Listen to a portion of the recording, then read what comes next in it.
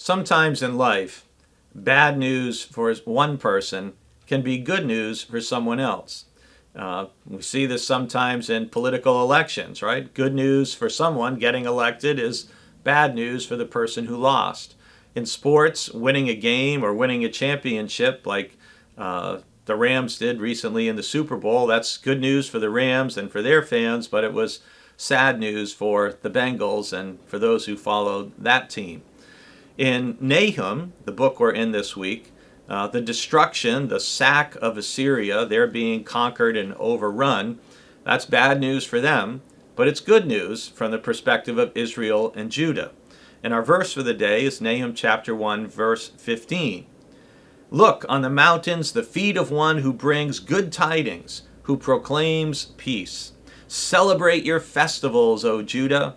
Fulfill your vows, for never again shall the wicked invade you. They are utterly cut off.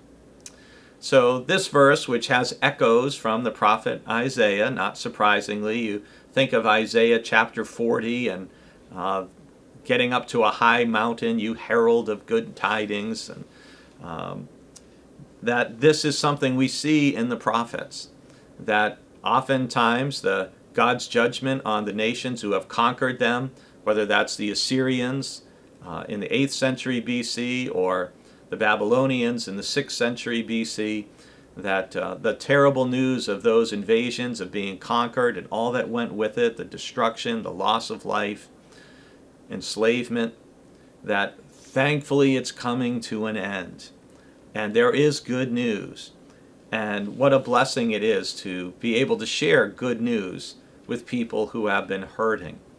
That's one of the things, as hopefully, even though we know we still have people being diagnosed with COVID, and it's not easy for those who have it, that the numbers are trending downward in a significant way.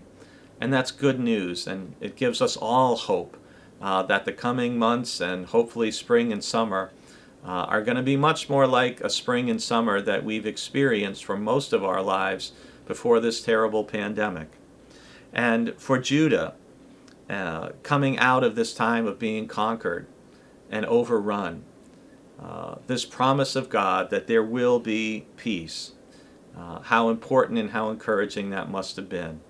We think of the situation we're seeing in the news right now with what appears to be Russia threatening invasion of the nation of Ukraine, and how those people feel and how Ukrainian Christians feel of this fear of violence and the loss of life that might come with the war, and how they long for peace, and to be able to know that perhaps one day there'll be a time when they won't be invaded and cut off.